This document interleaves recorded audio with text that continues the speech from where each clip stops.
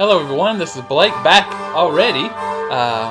Midweek post here, and hopefully I'm going to get a second one very shortly after this one. But I'm kind of waiting for the right time, and you'll know what I'm talking about when you see the next one. But you're watching this one, and the subject here is basically an answer to a question that I get sort of, not infrequently, but enough that I should probably answer it. So, Hubert, I think, was the last one. Hubert in Germany. He goes by the ID of Huko, H-U space K-O. Hubert in Germany, from Germany. Well, anyway, he had asked, what percentage of your collection is classical, or how much classical do you listen to versus jazz or other music?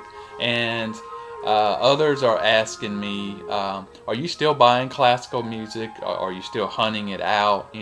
Or I found a bunch of classical music. Would you like to have it or get it? And so, for the most part, to answer these questions, I do listen to classical music, but more on the contemporary stuff. I've listened, like a lot of you that grew up with rock music all of your life, except for Rob in Boston. You may never want to. You may be okay not hearing Led Zeppelin 4 for a few more years. All right, no disrespect to you, Rob, or Led Zeppelin fans, or any of that. But you know what I'm saying. You can always hear it in the background on the radio.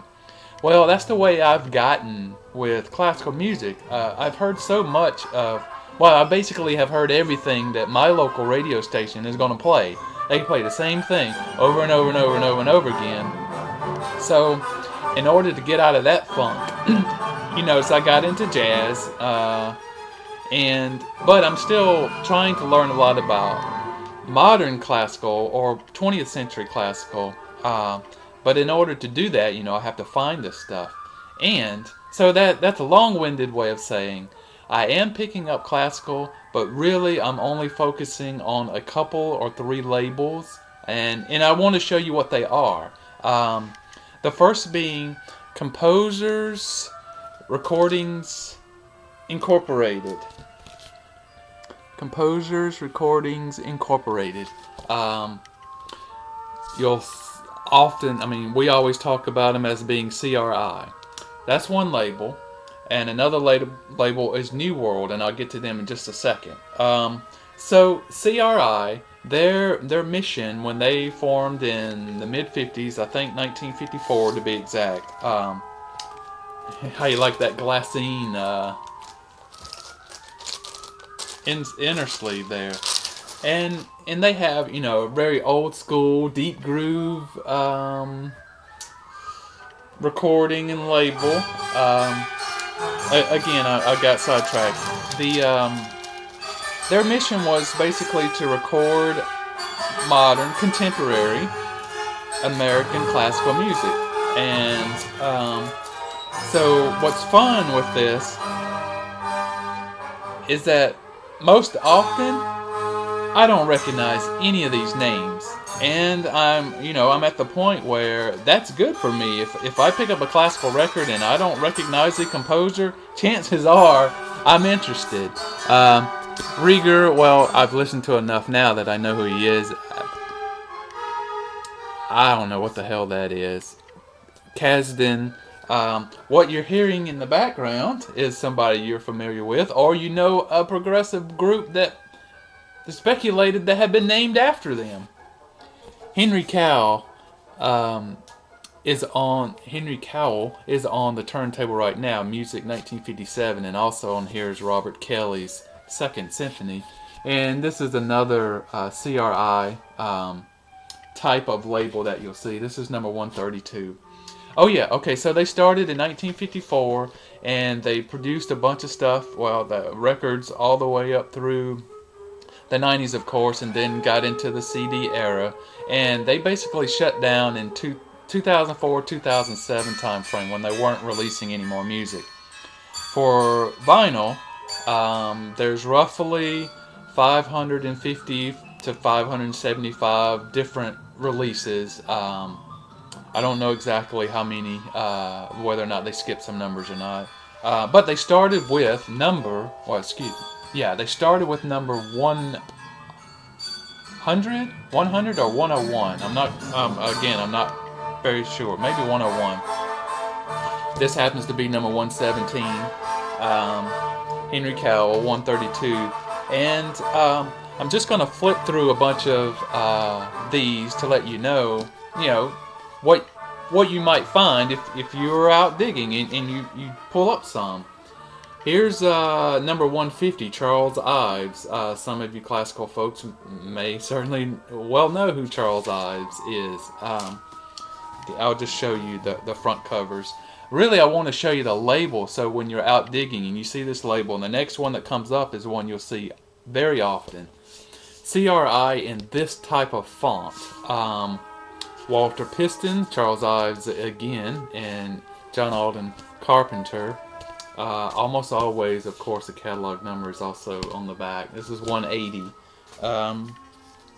Again, this is another one of the older school labels. Now, they did do repressings of this, kind of like, with most musics. They would repress, and so sometimes the cover will be completely different. And I should have grabbed an example of that, where I'll recognize the name. I'll have it written down on my sheet that okay, I already have this number, but the cover is completely different.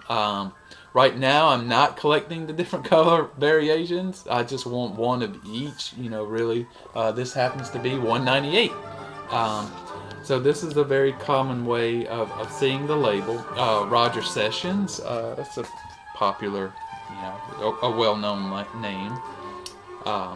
Another neat cover, Lou Harrison, you might have known before, and you got that style of label. Another Roger Sessions release here, number 278.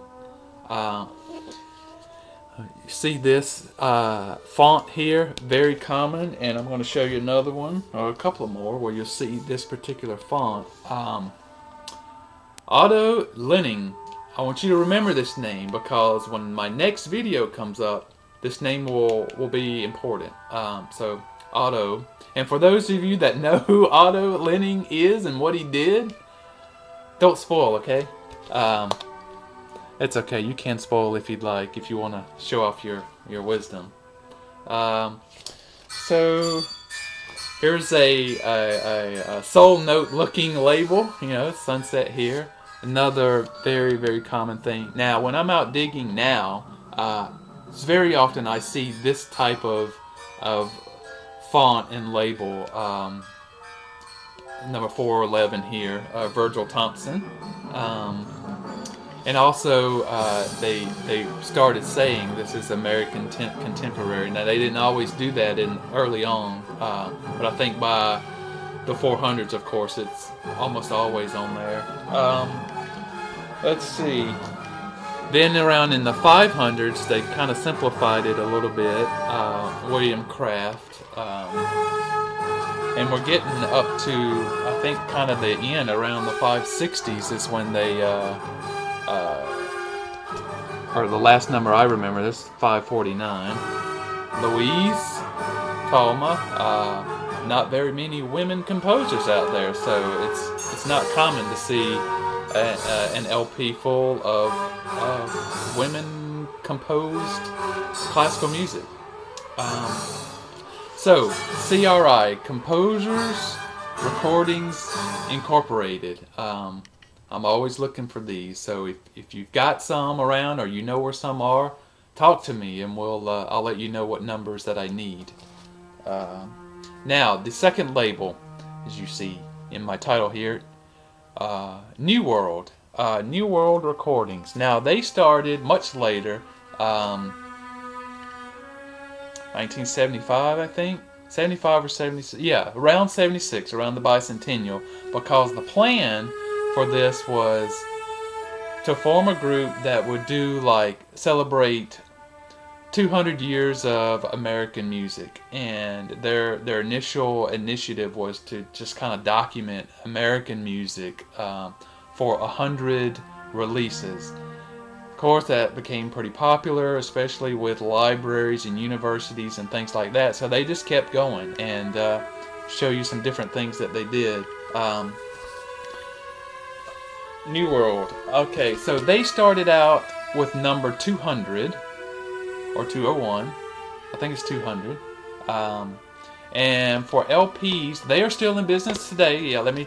I'm rambling here. So in 2007, CRI kind of ceased business, but they got bought out or merged or paired up or married into New World Recordings or New World Records, which is still going on today. They're still releasing CDs, and you can also, I think, get most of the New World recordings and a lot of the CRI recordings on like on-demand kind of CD-ish things, CDRs and stuff. So if you're hunting for music, you can still get it that way from New World Records. They got a pretty good website. You can go to newworldrecords.com, I think.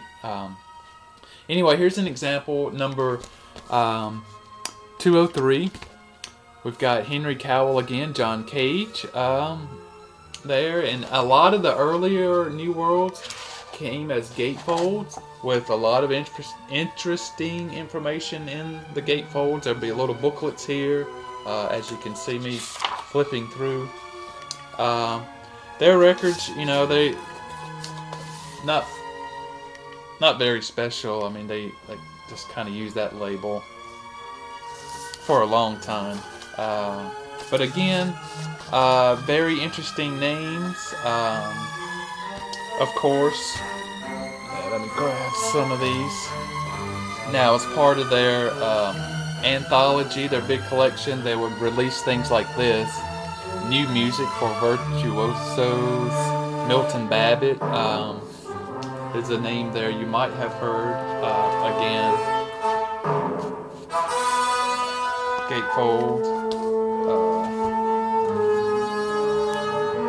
Emerson String Quartet with Gunther Schuller. You remember Gunther?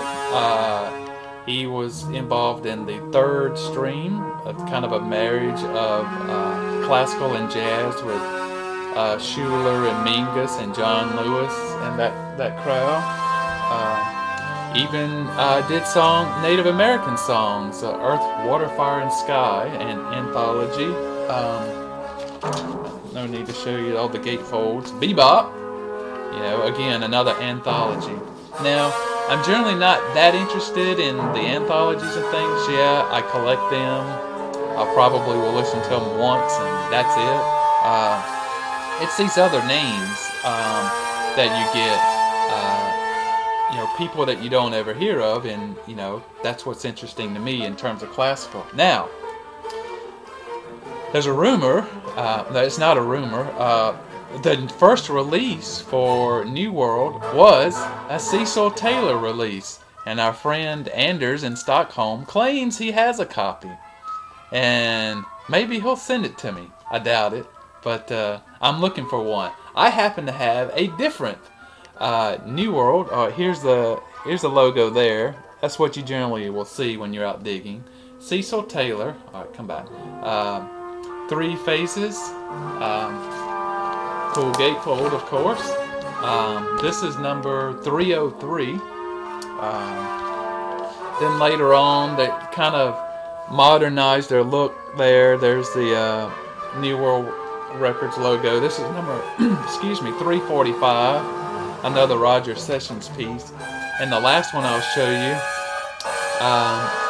number 356, Leonard Slotkin. You might know him as a conductor. William Bolcom's Symphony number 4. Did I say what number this was? Number 356. So the answer is yes. I'm still buying, collecting classical, but a very narrow focus on CRI label and New World Records label. There's another label that I'll put in another video, but I want to show you that in another video. So, yes, Hubert, I am listening to classical, mostly modern stuff. I'm still buying records. We went down, Chris, Dixieland Farms, and Dave, DJ Thunder 1970. We recently went down to Columbia, Papa Jazz Records, and I loaded up on quite a few CRI records that I remember them having, but I never had gotten back down there to dig through them for what I needed. So that's it. Like I said, if you're doubt digging and you find these things, let me know, and maybe you can help me add to my growing collection. And hope that answers the question, the curiosity about classical music and what I'm looking for and listening to when I'm not spinning some avant-garde, new music, jazz, spiritual jazz kind of stuff. Which I'm mostly doing. So, everyone, we'll see you again, hopefully sooner than later. Hope everybody's doing well. So, take care, everyone. Bye-bye.